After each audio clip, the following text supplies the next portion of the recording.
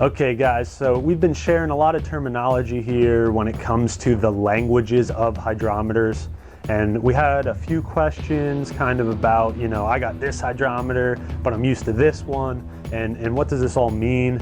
And it all comes back to specific gravity. Specific gravity is the original language.